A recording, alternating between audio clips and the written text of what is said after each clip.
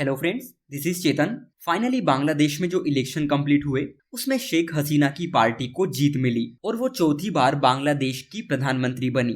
India के लिए शेख हसीना का जीतना बहुत मैटर करता था। इसका अंदाजा आप इसी बात से लगा सकते हैं कि जैसे ही शेख हसीना जीती, सबसे पहले इंडिया के इनवॉय उन्हें ग्रीटिंग देने पहुंच गए। इंडिया के प्राइम मिनिस्टर ने भी एक्स पर कहा कि शेख हसीना से बात हुई, उन्हें और बांग्लादेश के लोगों को पार्लियामेंट्री इलेक्शन में चौथी बार जीतने के लिए शुभकामनाएं। दोनों कंट्रीज अपनी पार्टनरशिप को और भी स्ट्रॉन्ग करने के लिए प्रतिबद्ध है।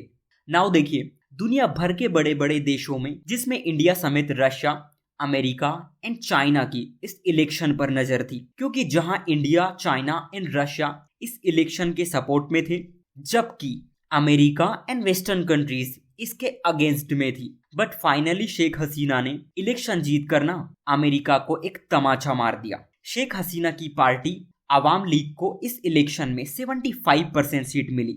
बट अजीब बात यह है कि अपोजिशन ने इलेक्शन का बॉयकट किया था, इसीलिए ऐसा माना गया कि ये इलेक्शन एक तरफा था। नाउ आपका क्वेश्चन ये होगा कि अमेरिका को क्यों मिर्ची लग रही है। देखिए, जब से बांग्लादेश बना ना, तब से अमेरिका की ये पॉलिसी रही है कि बांग्लादेश में उसकी दादागिरी चले। इवन आप देखेंगे, जब इंडिया बांग्लादेश को आजाद करवा रहा था, तब भी अमेरिका इंडिया के अगेंस्ट पाकिस्तान के साथ जाकर मिल गया। और हुआ क्या, इंडिया ने वॉर जीत ली।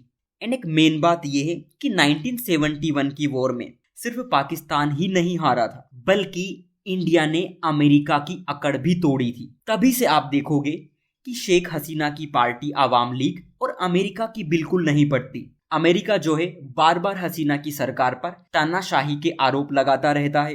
पिछले साल भी अमेरिका ने बांग्लादेश के अधिकारियों की वीजा एंट्री बंद कर दी थी, ये कहकर कि शेख हसीना डेमोक्रेसी को कमजोर कर रही है। और ह्यूमन राइट इशू पर भी अमेरिका ने इन्हें वार्न किया था। लेकिन बांग्लादेश को पता था, जब तक इंडिया उसके साथ है, वेस्टर्न कंट्रीज उसका कुछ नहीं बिगाड़ सकती। लेकिन इसके बाद तनाव और बढ़ गया। शेख हसीना अमेरिका गई, IMF के ऑफिशियल्स से मिली, लेकिन जो बाइडन से नहीं मिलकर आई। बाइडन को बुरा लग गया, क्योंकि आमतौर पर ऐसी उम्मीद की जाती है कि जब भी कोई राष्ट्र प्रमुख किसी देश में जाते हैं तो उस कंट्री के हेड से जरूर मिलते हैं, लेकिन ऐसा कुछ भी नहीं हुआ। फिर उसके बाद अमेरिका में डेमोक्रेसी के ऊपर एक सम्मेलन हुआ, उसमें बाइडन एडमिनिस्ट्रेशन ने बांग्लादेश को इनवाइट नहीं किया, जबकि साउथ एशिया से इंडिया और पाकिस्तान को बुलाया गया था। लेकिन आपका मेन क्वेश्चन ये होगा कि इंडिया के लिए बांग्लादेश में शेख हसीना की सरकार क्यों जरूरी है। देखिए, ये बहुत ही ज्यादा सीरियस इशू है, क्योंकि जब आप बांग्लादेश की लोकेशन देखेंगे तो आपको पता चलेगा कि इंडिया और बांग्लादेश दोनों मिलकर लगभग 4100 किलोमीटर की सीमा साझा करते हैं। दोनों ही कंट्रीज के बीच ऐतिहासिक, सांस्कृतिक और अच्छे आर्थिक रिश्ते हैं। और बांग्लादेश से ना Indian security, economy and regional balance direct affect होते हैं, क्योंकि 2009 में शेख हसीना की सरकार बनने से पहले वहां BNP पार्टी की गवर्नमेंट थी, और ये पार्टी बांग्लादेश में भारत विरोधी तत्वों और आतंकी गतिविधियों के लिए एक सुरक्षित पनाहगाह बना के रखती थी। इसके अलावा बांग्लादेश पाकिस्तान और उसकी जासूसी एजेंसी ISI के लिए खुला मैदान था। मतलब बांग्लादेश में पहले ऐसा था कि पाकिस्तान के लोग आकर कुछ भी कर सकते थे, इंडिया के खिलाफ किसी भी तरह की साजिश रच सकते थे।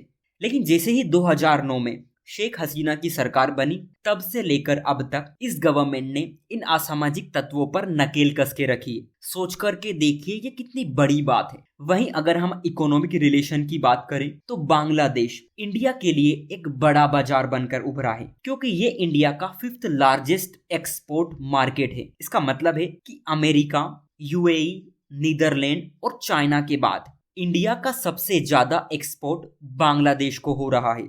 इसी के साथ अगर आप देखोगे कि बांग्लादेश इंडिया की एक्ट ईस्ट पॉलिसी के लिए एक इम्पोर्टेंट फैक्टर है। दोनों कंट्रीज मिलकर इंडिया के नॉर्थ ईस्ट स्टेट में कनेक्टिविटी इंश्योर करने की कोशिश कर रही है, ताकि उत्तर पूर्व के इलाके को विकास की मुख्य धारा में लाया जा सके।